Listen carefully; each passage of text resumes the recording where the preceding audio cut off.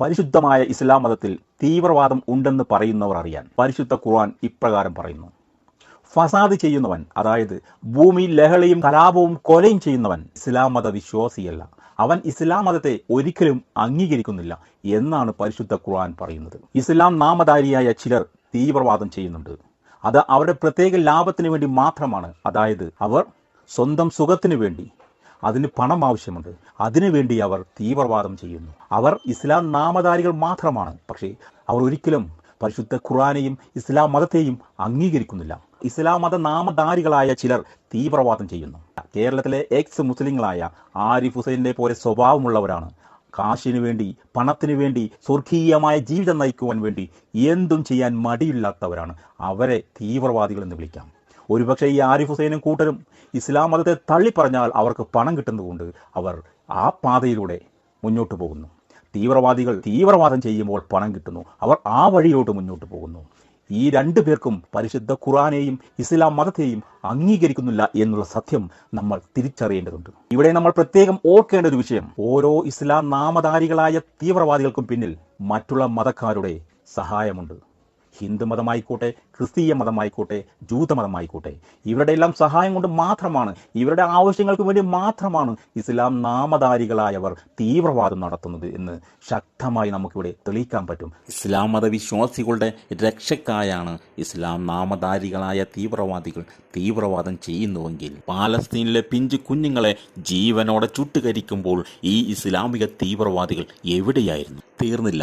ഇന്ത്യയിൽ ഹിന്ദുത്വ തീവ്രവാദികളുടെ ക്രൂരമായ മർദ്ദനമേറ്റിട്ട് തെരുവിൽ പട്ടികളെ പോലെ ചത്തു വീഴുന്ന മുസ്ലിം മതസ്ഥരെ സംരക്ഷിക്കുവാൻ എന്തേ ഇസ്ലാമിക തീവ്രവാദികൾ കടന്നു വരാത്തത്? ഇസ്ലാം നാമധാരികളായ തീവ്രവാദികൾക്ക് സഹായം കൊടുക്കുന്ന മറ്റുള്ള മതക്കാർ, അവർ ഒരിക്കലും സ്വന്തം മതക്കാരെ തള്ളിപ്പറയുന്നില്ല എന്നുള്ള സത്യം നമ്മളിവിടെ ഓർക്കേണ്ടതാണ്. സ്വന്തം മതക്കാർ തീവ്രവാദികളുടെ കൂടെ നിൽക്കുമ്പോൾ അവരെ കുറ്റം പറയാത്ത ഈ മതക്കാർ ഭീരുക്കളാണ്. ഈ ഭീരുത്വം മറച്ചു വെച്ചുകൊണ്ട് അവർ ഇസ്ലാമിനെ പഴിചാരുവാൻ 100 നാവാണ് അവർക്ക്. പരിശുദ്ധ ഖുർആനെയും ഇസ്ലാം മതത്തെയും തള്ളിപ്പറയുവാനും അവർക്ക് വല്ലാത്തൊരു ആവേശമാണ്. ഇവിടെ പരിശുദ്ധ ഖുർആൻ എന്താണ് പറയുന്നത്? ഈ ഭീരുക്കൾ പരിശുദ്ധമായ ഇസ്ലാം മതത്തെയും പരിശുദ്ധ ഖുർആനെയും കളങ്കപ്പെടുത്തുന്നു. സ്വന്തം ഭീരുത്വം മറച്ചു വെക്കുവാൻ ഇവർ കാണിക്കുന്ന ഈ ഷണ്ടത്വം നമുക്കിവിടെ പറയാതിരിക്കാൻ നിവർത്തിയില്ല. പരിശുദ്ധ ഖുർആൻ ഇപ്രകാരം പറയുന്നു. സൂറ അൽ മാഇദ 32-ാമത്തെ വാക്യത്തിൽ ഇപ്രകാരം പറയുന്നു: ആരെങ്കിലും ഒരാൾ നിരപരാധിയായി ഒരുത്തനെ കൊന്നുകഴിഞ്ഞാൽ അവൻ ആ വംശകുലത്തെ മുഴുവനും കൊന്നതായി കണക്കാക്കുന്നു. സൂറത്ത് അൽ ബഖറയിൽ 256-ാമത്തെ പേജിൽ ഇപ്രകാരം പറയുന്നു: നിർബന്ധമായി ആരെങ്കിലും മതപരിവർത്തനം നടത്തിയാൽ അവൻ ഇസ്ലാം മതവുമായിട്ടോ പരിശുദ്ധ ഖുർആനുമായിട്ടോ യാതൊരു ബന്ധവുമില്ല എന്ന് ഖുർആൻ ശക്തമായി പറയുന്നു. പക്ഷേ ഇസ്ലാം മത നാമധാരികളായ ആരെങ്കിലും എന്തെങ്കിലും തെറ്റ് ചെയ്തു കഴിഞ്ഞാൽ കോടിക്കണക്കിന് ഇസ്ലാം മത വിശ്വാസികളുടെ മേൽ പഴിചാരുന്ന നാറികളായ മനുഷ്യവംശജരെ, നിങ്ങൾ പരിശുദ്ധ ഖുർആനെ കുറ്റം പറയുന്നതിന് മുമ്പ് ഖുർആൻ എന്താണെന്ന് നിങ്ങൾ പഠിക്കുക. വല്ലവൻ്റെയും അമ്മയെ പൊലയാട്ട് പറയുന്നത് വളരെ എളുപ്പമാണ്. അതിൽ സത്യമുണ്ടോ ഇല്ലയോ എന്ന് നിങ്ങൾ തിരിച്ചറിയുക. വല്ലവരും പറഞ്ഞത് കേട്ട് നിങ്ങൾ അനാവശ്യം വിളിച്ചു പറയുന്നവരാണോ എങ്കിൽ നിങ്ങളെ ഞാൻ വിളിക്കും.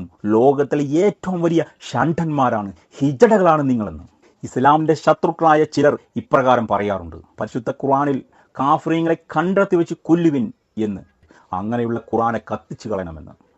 ഹേ മണ്ടന്മാരായ മനുഷ്യരെ, അത് അന്ന് കാലത്ത് നടന്ന യുദ്ധത്തിന്റെ അടിസ്ഥാനത്തിലാണ്. തങ്ങളെ കൊല്ലാൻ വരുന്ന ശത്രുക്കൾക്കെതിരെ അവരെയാണ് കൊല്ലുവാൻ പറഞ്ഞത്, അല്ലാതെ ലോകത്തിലെ എല്ലാ മനുഷ്യരെയുമല്ല. അങ്ങനെ നിങ്ങൾ വിശ്വസിക്കുന്നുവെങ്കിൽ കോടിക്കണക്കിന് ഇസ്ലാം മത വിശ്വാസികൾ ഖുർആന്റെ അടിസ്ഥാനത്തിലാണ് ജീവിക്കുന്നത്. അവരെല്ലാം കാഫിറുകളെ കാണുന്നിടത്ത് വെച്ച് കൊല്ലണ്ടേ? അങ്ങനെ സംഭവിക്കുന്നുണ്ടോ എന്ന് നിങ്ങൾ തിരിച്ചറിയേണ്ടതുണ്ട്.